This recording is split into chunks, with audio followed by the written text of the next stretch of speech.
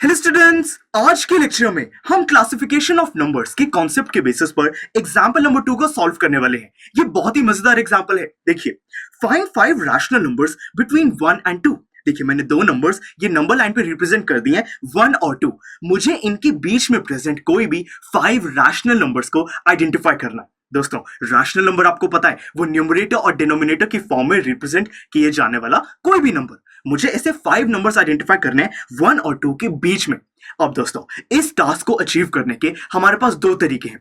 ये जो पहला तरीका है जिसको हम अभी पहले परफॉर्म करेंगे, ये थोड़ा लॉन्ग है पर काफी मजेदार है। देखिए, 1 और 2 के बीच में मुझे 5 नंबर्स चाहिए, रैशनल नंबर्स। मैं क्या करूंगा, मिड पॉइंट फॉर्मूला का यूज करूंगा। ये एक ऐसा फॉर्मूला है जिसकी मदद से मुझे 1 और 2 के बिल्कुल एग्जैक्टली जो मिडिल में नंबर होता है, जो ऐसा नंबर जो कि इस पूरी लेंथ को या फिर इन दो नंबर्स को दो पार्ट में डिवाइड कर दे, मुझे एक ऐसा नंबर मिल जाएगा। तो चलिए पहले इसको हम परफॉर्म करते हैं, ऐसे नंबर को आइडेंटिफाई करते हैं, वो डेफिनेटली 1 और 2 के बीच में ही होगा, तो एक रैशनल नंबर तो हमें मिल जाएगा। तो चलिए देखिए, हम क्या करेंगे, ये मिड पॉइंट फॉर्मूला का यूज करेंगे। यहाँ पे A रिप्रेजेंट करता है पहले नंबर यानी कि 1 को, B रिप्रेजेंट करता है सेकंड नंबर यानी कि 2 को, और इसके सम को हम डिवाइड कर देंगे 2 से। तो अभी मैं ये क्योंकि पहला मिड पॉइंट यहाँ पे कैलकुलेट कर रहा हूं, इसको M1 वेरिएबल से रिप्रेजेंट कर देता हूं। आप कुछ भी चूज कर सकते हैं। तो देखिए, M1 is equal to A plus B यानी कि 1 प्लस 2, और मुझे इसको डिवाइड करना है टोटल 2 से।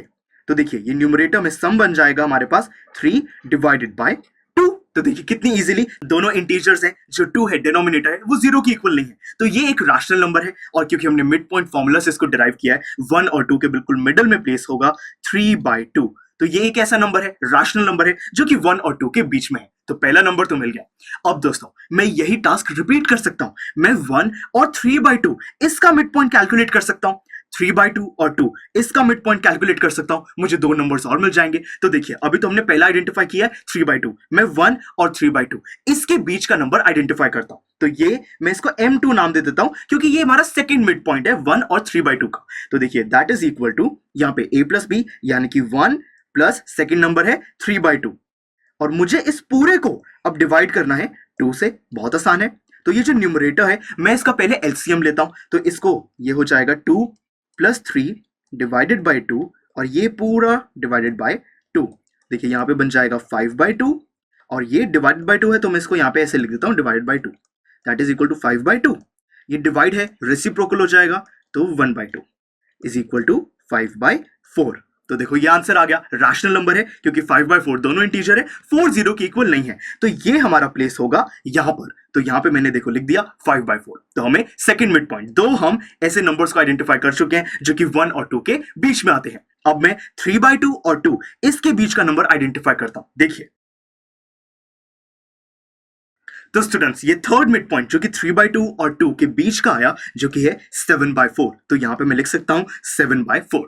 अब स्टूडेंट्स, हमें ये 3 नंबर्स मिल चुके हैं जो कि 1 और 2 के बीच में है, और ये तीनों ही रैशनल नंबर है। पर मुझे कितने चाहिए? 5। तो अब मैं कोई भी मिड पॉइंट कैलकुलेट कर सकता हूं। मैं 1 और 5/4 का ये नंबर कैलकुलेट कर सकता हूं, 5/4 और 3/2 इसके बीच का नंबर कैलकुलेट कर सकता हूं, 3/2 7/4 ये भी कर सकता हूं, 7/4 और 2 इसका भी कर सकता हूं। मैं कोई भी दो और रैशनल नंबर आइडेंटिफाई कर सकता हूं। तो चलिए, 1 और 5/4 इसकी कैलकुलेशन करते हैं, ये नंबर आइडेंटिफाई करते हैं। देखिए, तो स्टूडेंट्स, आंसर आया 9/8। मैं इसको यहां पर प्लेस कर सकता हूं। देखिए, हमने 4 रैशनल नंबर्स को आइडेंटिफाई कर लिया है। अब एक और, मैं 7/4 और 2 इसके बीच का नंबर कैलकुलेट करता हूं। तो स्टूडेंट्स, आंसर आया 15/8। मैं इसको यहां पर प्लेस करता हूं, और देखिए, हमने 1 और 2 के बीच में 5 रैशनल नंबर्स बहुत ही इजीली मिड पॉइंट फॉर्मूला की मदद से कैलकुलेट कर ली हैं। तो स्टूडेंट्स, ये था हमारा एक लॉन्ग मेथड। देखिए, हमें कितना टाइम लगा इन 5 नंबर्स को फाइंड करने के लिए। हमने एक ही टाइप की कैलकुलेशन को 5 टाइम्स परफॉर्म किया, बहुत ज्यादा टाइम लगा। अगर मुझे कहा जाता कि 1 और 2 के बीच में 100 रैशनल नंबर्स फाइंड करो, तो वो तो बहुत लंबा प्रोसेस होता, मुझे शायद 1 घंटे से भी ज्यादा लग जाता। तो इसीलिए हमें एक इंटेलिजेंट तरीका चाहिए, और वो है हमारा शॉर्ट मेथड। उसके लिए कुछ स्टेप्स हैं, हम इनको फॉलो करेंगे, पर इसको पहले समझते हैं। देखिए दोस्तों, हमें क्या करना है, 1 और 2 के बीच में 5 रैशनल नंबर्स आइडेंटिफाई करने हैं। तो देखिए, सबसे पहले तो हम क्या करेंगे, ये 1 और 2 को रैशनल फॉर्म में रिप्रेजेंट करते हैं। देखिए, ये 1 है और ये है मेरे पास 2। इसको रैशनल फॉर्म में रिप्रेजेंट करना है। अगर मैं 1 को 1 से ही डिवाइड कर दूं तो ये एक रैशनल फॉर्म है, क्योंकि दोनों इंटीजर्स हैं और जो डिनोमिनेटर है 1 वो 0 के इक्वल नहीं है, एक रैशनल फॉर्म है। 2 को भी अगर मैं 1 से डिवाइड करूं तो इसका आंसर अभी भी 2 है, कोई भी प्रॉब्लम नहीं है, नंबर हमारा चेंज नहीं हुआ और ये भी एक रैशनल फॉर्म है, क्योंकि 2 और 1 ये दोनों इंटीजर्स हैं और जो 1 है वो 0 के इक्वल नहीं है। तो मतलब कि ये दो हमने रैशनल फॉर्म लिख दिए, नंबर हमारा सेम है। अब स्टूडेंट्स हम क्या करेंगे, देखिए हमें 5 रैशनल नंबर्स चाहिए 1 और 2 के बीच में। हम 5 से एक बड़ा नंबर कंसीडर करेंगे। 5 से बड़ा नंबर क्या है, 6। अब मैं क्या करूंगा, इस नंबर को 6 से मल्टीप्लाई कर देता हूं। तो देखिए हमारा नंबर क्या बना, ये 1 बाय 1 का मतलब 1 ही है, मल्टीप्लाइड बाय 6, ये तो 6 बन गया। पर क्या मैं नंबर को ऐसे ही चेंज कर सकता हूं?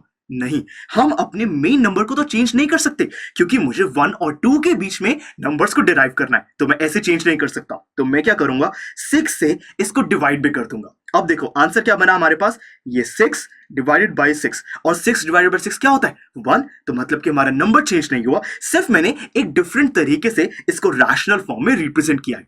अब इसी नंबर से मैं 2 को भी मल्टीप्लाई करता हूं, तो देखिए इसको भी मल्टीप्लाई किया, डिवाइड भी करना पड़ेगा, और ये मेरे पास आंसर आ जाएगा 12 बाय 6। और 12 बाय 6 किसके इक्वल होता है, 2 के। तो मतलब कि अभी भी नंबर चेंज नहीं हुआ है, सिर्फ एक डिफरेंट टाइप की रैशनल फॉर्म है। अब दोस्तों हमारे पास 6 बाय 6 और 12 बाय 6 ये दो नंबर्स आ चुके हैं। इनको मैं यहां पे एक बार ही लिख देता हूं। देखिए स्टूडेंट्स, ये वही दो नंबर्स हैं, 6 बाय 6 रिप्रेजेंट कर रहा है 1 को, 12 बाय 6 रिप्रेजेंट कर रहा है 2 को।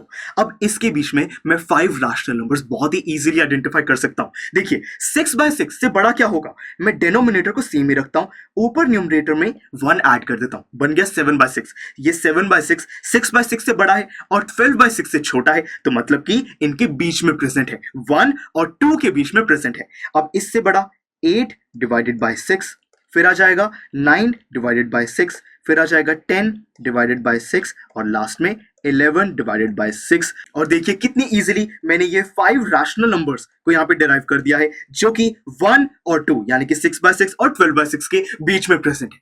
तो देखिए स्टूडेंट्स, ये तरीका कितना शॉर्ट और कितना मजेदार है, हमने कितनी इजीली इन स्टेप्स को फॉलो किया। देखिए स्टेप पहला क्या था, represent the given numbers in the rational form. मतलब कि हमें जो नंबर्स गिवन थे 1 और 2, हमने उनको रैशनल फॉर्म में रिप्रेजेंट किया, 1 बाय 1 और 2 बाय 1, हमने नंबर को चेंज नहीं किया।